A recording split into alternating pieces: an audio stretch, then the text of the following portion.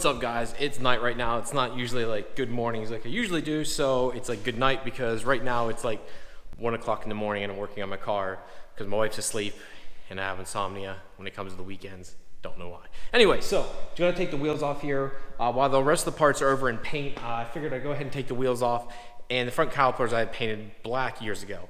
They need touched up. All I did was literally put like touch-up paint on them. It's not the best, but it'll work. So I already took the, well, let's see if we can get this off by hand here. Sit this down because, well, I don't want to hurt nothing. I should be able to pull that right off. Like so. Sit that down. Put it under the car. It's always kind of like a safety thing. I always put the wheel under there. God forbid if I'm under, I'd rather crush a set of wheels than crush myself. I can go get another set of wheels. I can't get another one of me. Or maybe I can, I don't know, who knows. Sorry if this is shaking all around because I'm an idiot. If you guys can see here, might be too dark on the camera, but you can see the brown spots actually looking in the camera here. Actually held up really well looking at this.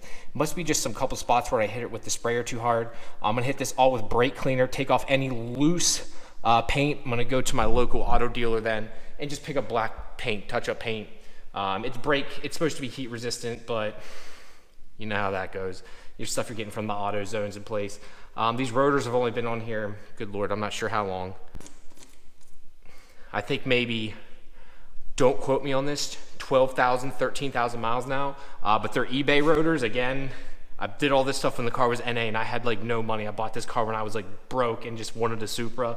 So they're holding up. I want to go over both sides and make sure there's no stress cracks or anything. That was always my biggest fear with buying eBay brakes.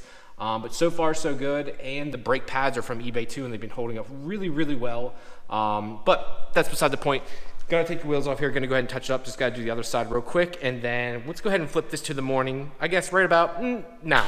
Good morning, guys. Now that I'm back over here to the vlog, I'm up early here this morning going ahead and washing the car. So I washed it there last week with John over TLC Auto Care. Now this morning I went ahead and foamed it down, letting the foam drip off all the excess dirt, and now I'm about to spray it off. I can't show you all this just because I'm trying to move really fast here this morning, but I'll cut over to all the fun stuff here in a minute. Right now my biggest thing is, I'm going to turn the lights on here, hopefully this helps. My biggest thing is deciding on a catch can. I just can't make up my mind.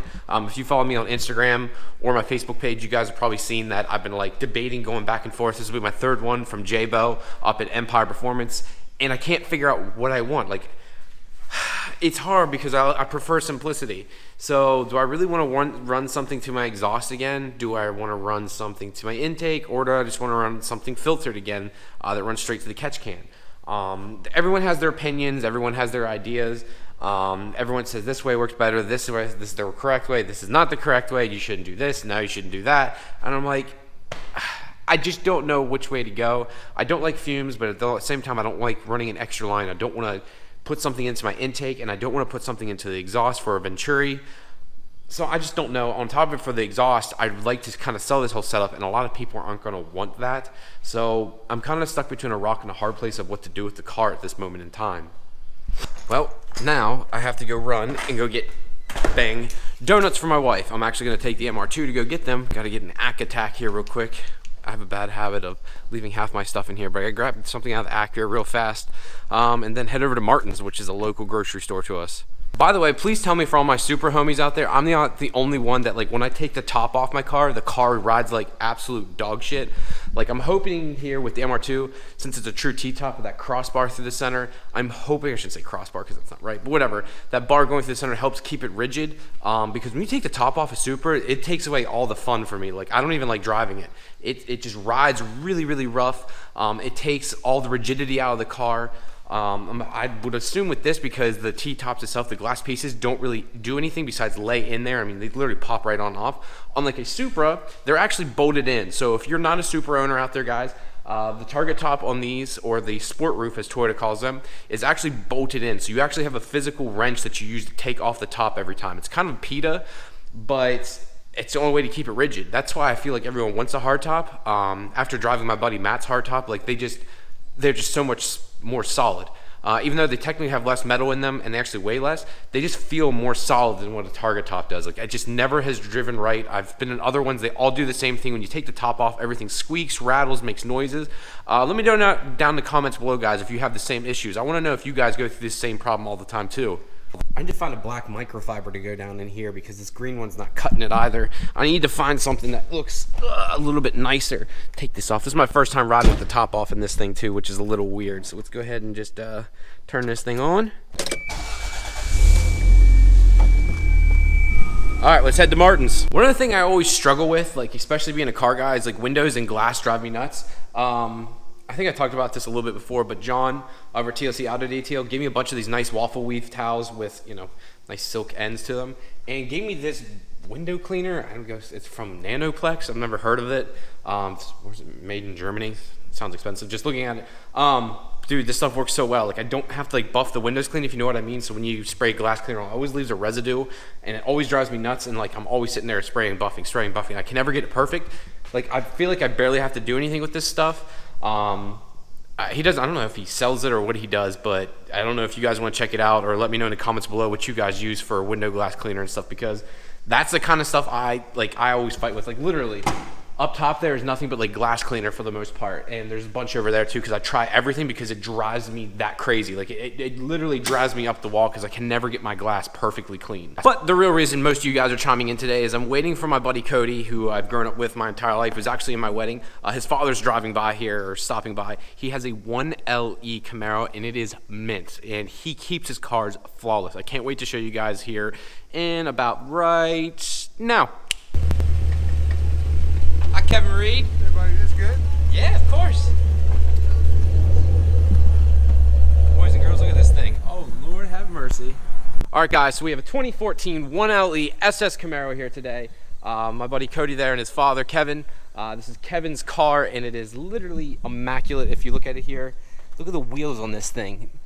I don't think Kevin drives the thing. It's like so perfect. I think he just keeps it that clean. Let's look inside here real quick. I mean, the car literally is perfect. There's no issues in the leather. The car only has like 2,000 miles on it. Suede steering wheel and a Hurst shifter. Oh, I'd love to have a car like this.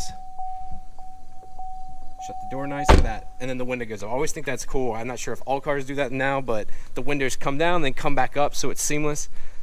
Love the way this thing looks. The Brembo's in the back and in the front here.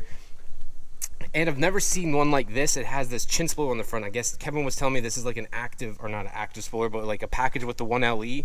Kind of like the Hurst shifter and everything. This is something you actually get factory from GM. Same with the hood being like a flat black like this. These are actual options you can get from GM.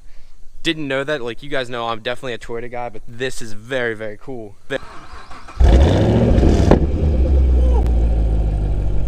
Holy cow, guys. That thing just sounds, I mean, that's factory. That's insane. So I'm helping out Cody right now. He's gonna do more of a cinematic, kind of pretty cool video for Kevin, for his dad here. I'm just gonna try vlogging all this. He's going ahead and cleaning up the car, but here's direct sunlight, guys. Like I was showing you in the shade, like, how many miles are on this now, Kevin? You said 2,000? 3,200. 3,200 miles on. I mean, even with 3,200 miles on it, it doesn't even look like it has anything on it. It looks like it never left the showroom. Kevin keeps this thing so dang clean. Look at the inside of the wheels, for Christ's sake. There's like no dirt in them. It's insane what you can do when you have a vehicle that you care about so much. All right, now we're about to go for a ride real quick in Kevin's car. I'm kind of excited for this. He let me drive it around the block, but I didn't hammer on it or do anything exciting like that. So let's go for a quick ride. All right, so in the car right now with Kevin. We're going for a quick ride here. We gotta go get gas.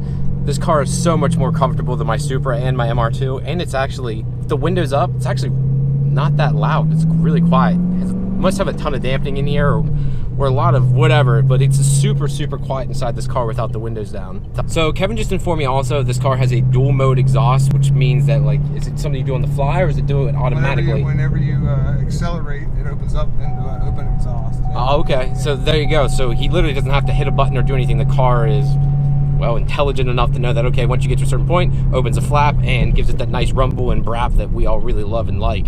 So Kevin's just saying here is like the car just wants you to like floor it and smash the gas, but it's you're obviously limited by the speed limits. We don't live in Mexico. Yeah, cars right in front of you. Like you don't want to be getting in trouble, especially in a small town like Waynesboro. It wouldn't take long to get caught. Everybody knows your car, right? Exactly. Yeah, I mean, if I do anything stupid, someone's gonna know I was in my Supra or you were in your Camaro. Like everyone knows what everyone drives in small town USA like this. So we came up to one of the spots we use a lot to take pictures. We figured we'd take the car up here and get a few shots with it here. Just again, look how nice this black looks on these cars. Like, you know, guys, I'm a Toyota person through and through, but you can't, I mean, you can't really beat a nice black on black Camaro like this.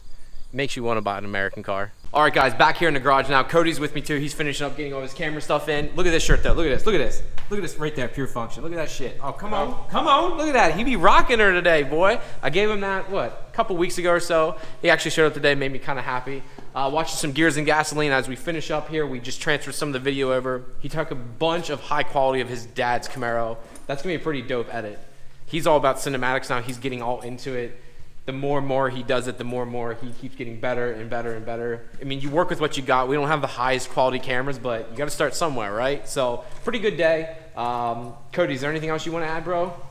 Thanks for the shirt, bro. Yeah, thanks for the shirt, bro. Come on, that shit'll be live. Just so you know, okay, Ryan and I have been best friends forever, and he still charged me for this freaking thing, so I'm holding him hostage on that. Did you see this shit? Come on. Like, what the fuck? I didn't do shit. There ain't no free rides around the Scott house.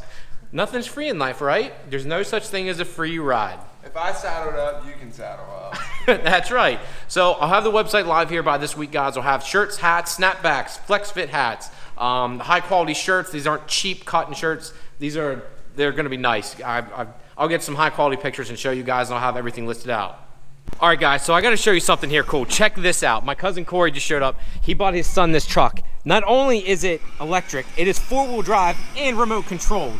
Look at this. How dope is this shit? Like, check this out. He's doing it all via his little remote right now. It's nothing fancy, but dude, if you have a little kid who can't really drive yet, like, this is perfect. So he can just sit in it, take a quick ride. Corey, where'd you get this thing at? Green Country. It's off the internet. Green Country, guys. Tell me this isn't the coolest thing ever. Look at this. Oh, bruh. Oh, never mind. Look at that. You have more fun than this than your son Corbin does. This thing is the coolest thing ever. And he's also got this big Dirty Max right here too. So he's got all the fun toys. He's got all the cool stuff, guys. All right, guys, that's gonna be it for this one. For the next video though, just a little sneak peek. I'm gonna be going over with my cousins here, Dirty Max. Corey, what year is your truck? 03. It's an 03. It's, whoop, Dirty Max, is there a difference in them? LB7, it's not an LBZ. My brother-in-law has an LBZ. My cousin Corey has an LB7. We're a GM Chevy family except me. I am the redheaded stepchild of the family because everyone else in my family drives big body Chevys. I don't drive big body Chevys. So next episode we'll be going over his diesel truck, going over a couple things on it. We'll get some LED lights for this thing, get a couple other things going with it. Just a badass little truck. But I just want to say, guys, thank you very much as usual. I appreciate everyone signing in and checking out the videos.